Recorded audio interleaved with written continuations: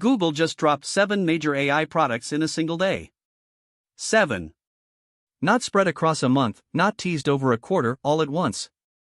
We're talking new flagship models, an agentic coding IDE that some insiders are calling the real story behind Gemini 3, image generation that rivals Midjourney at a fraction of the cost, AI-powered music creation, cinematic video from your notes, and a UI design tool that could change how we build software forever.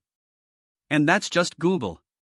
Because while Mountain View was carpet bombing the AI landscape, OpenAI fired back with GPT 5.4, Anthropic got banned from the Pentagon only for the military to use Claude anyway, and BMW started putting humanoid robots on actual factory floors in Germany. This might be the single biggest week in AI news this year. In the next 17 minutes, you'll discover exactly what each of these announcements means, why they matter, and what they signal about where all of this is heading. Welcome back to World of AI, where we break down the most important developments in artificial intelligence so you can stay ahead of the curve without spending hours scrolling through press releases and Twitter threads. Today is one of those episodes where I genuinely had trouble deciding what to lead with because the sheer volume of announcements is almost absurd. So here's how we're going to structure this. We're starting with Google's massive AI product blitz, and I mean massive, covering everything from Gemini 3.1 Pro to the Antigravity IDE to Nano Banana 2 image generation and beyond. Then we'll pivot to OpenAI's response with GPT 5.4 and its new coding agents.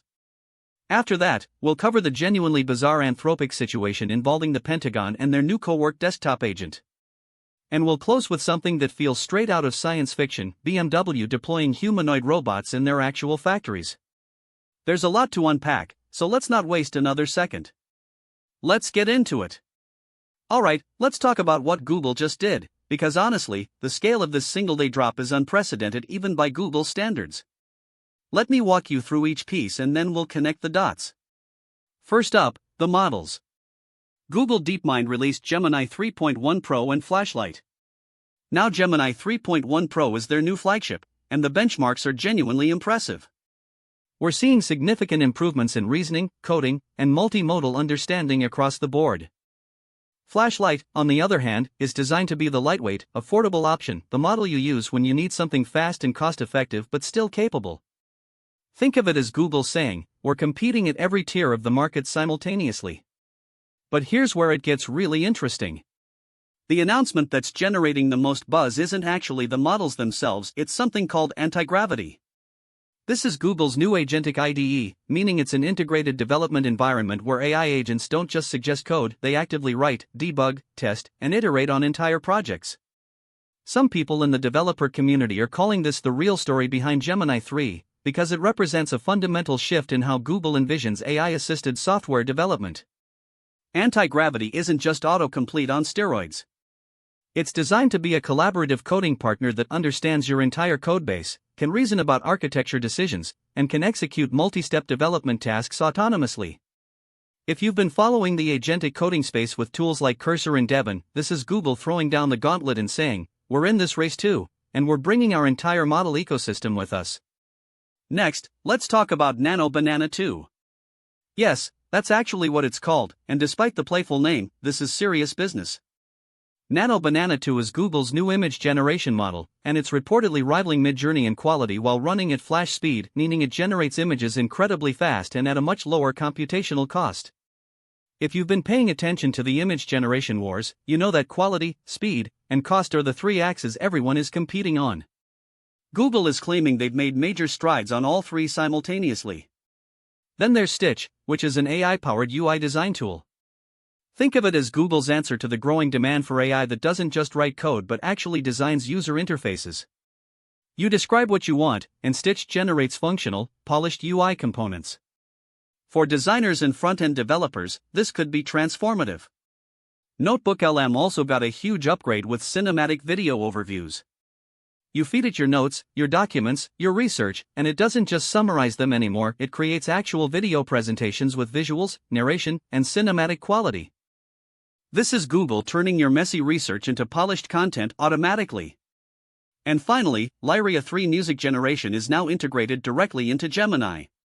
You can describe the kind of music you want, genre, mood, tempo, instrumentation, and Lyria 3 generates it. This isn't a separate app you have to go find. It's built right into the Gemini experience. 7 products. 1 day. That's Google making a statement. Now, if you thought Google was going to dominate the headlines unopposed, think again. Because OpenAI clearly had their own plans.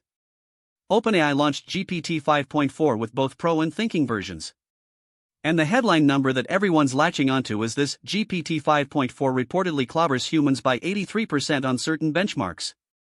Now, we always need to take benchmark claims with some nuance, because what benchmark, what task, and what humans are we talking about? But the direction is clear. GPT 5.4 represents a meaningful jump in capability, particularly in complex reasoning and extended problem solving.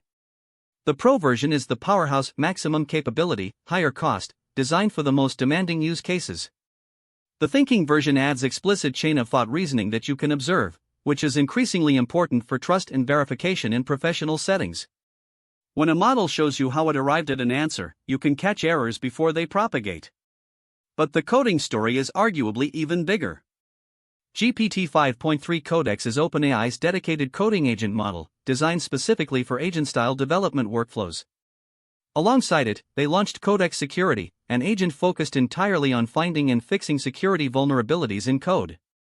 And then, almost as a cherry on top, they released ChatGPT for Excel, bringing AI directly into the spreadsheet workflows that millions of people use every single day. Oh, and they also acquired a security platform called Prompt, which signals that OpenAI is taking AI security seriously not just as a feature but as a strategic business priority.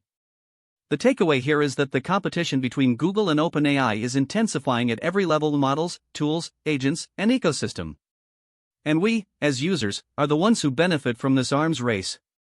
Now let's shift to what might be the most dramatic story of the week, and I mean dramatic in the political, almost thriller novel sense. Anthropic, the maker of Claude, had a week that could only be described as whiplash. First, Anthropic was banned from Pentagon contracts by the Trump administration. The details around the reasoning are still emerging, but this was a significant blow. Government contracts represent a massive market opportunity, and being shut out of Pentagon work is not a minor setback. But then, and this is the part that reads like fiction, reports emerged that US military strikes in the Middle East were still using Claude. Let that sink in for a moment. The company is banned from Pentagon contracts, and yet their AI is reportedly still being utilized in active military operations. This raises enormous questions about procurement pipelines, about how deeply embedded these AI tools already are in military workflows, and about whether banning a company from contracts actually removes their technology from use. This is a story we'll be following closely because the implications extend far beyond Anthropic. It touches on AI governance, military procurement, and the fundamental question of how you control AI once it's been deployed at scale. On a completely different note, Anthropic also launched Cowork this week. Cowork is a no-code desktop agent, essentially an AI that can interact with your computer the way you do, clicking buttons, filling forms, navigating applications, all without requiring you to write a single line of code. This is the computer use vision that Anthropic has been building toward, and Cowork represents its most polished consumer-facing implementation yet. And then there's the physical world. BMW has begun deploying humanoid robots at its Leipzig plant in Germany. These aren't prototypes. These aren't demos at a tech conference. These are robots working on actual factory floors alongside human workers. Simultaneously, the Technical University of Munich partnered with Neura Robotics to announce a €17 million robot training center, the world's largest. This facility will serve as a proving ground for teaching robots to navigate and operate in real-world industrial environments. Physical AI is no longer a future thing. It's a now thing. And the fact that it's happening at BMW, not a startup, but one of the world's largest automakers, tells you everything about how seriously the manufacturing sector is taking this technology.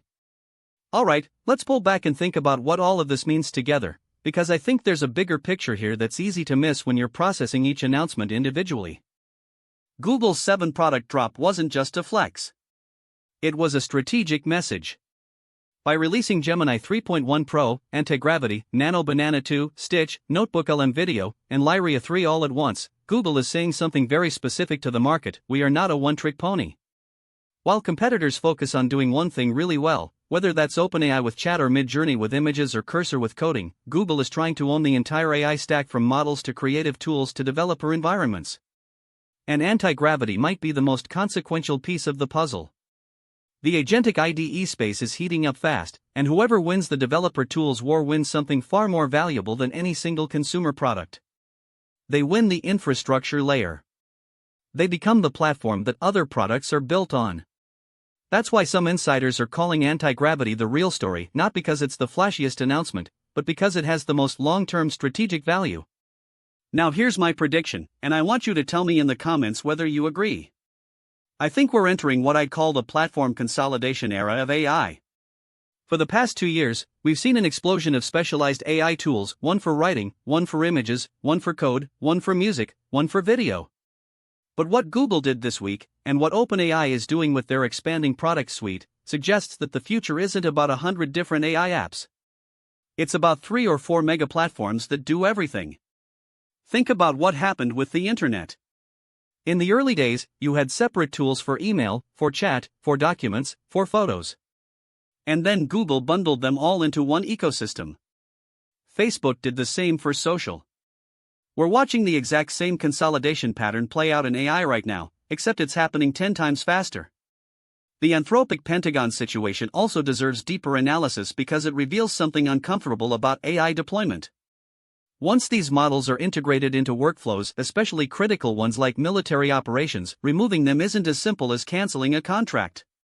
The technology becomes embedded, dependencies form, and switching costs become enormous. This is true for militaries, but it's equally true for businesses, hospitals, and schools. We're building deep dependencies on AI systems, and we need to think seriously about what that means for resilience and sovereignty. And the BMW humanoid robot deployment combined with the €17 million training center in Germany? That's the physical world catching up to the digital one. For the past decade, AI has primarily been a software revolution.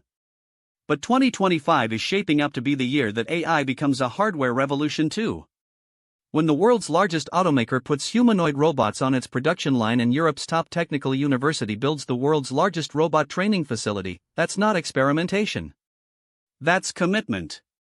That's the industrial economy placing its bet. Alright, let's bring it all together with 3 key takeaways from this absolutely packed week. Number 1, Google is playing a different game than everyone else. 7 products in one day isn't just a product launch. It's a platform strategy. Watch Antigravity closely because the Agentic IDE war could define the next decade of software development. Number 2, the arms race between Google, OpenAI, and Anthropic is accelerating to a pace that's almost impossible to keep up with. GPT 5.4, Gemini 3.1, Claude in the Pentagon, these companies are pushing harder and faster than ever, and the competition is driving breathtaking innovation. Number 3, AI is going physical. BMW's humanoid robots and the new German training center aren't headlines from 2030. They're headlines from right now. The gap between AI in the cloud and AI in the real world is closing faster than almost anyone predicted.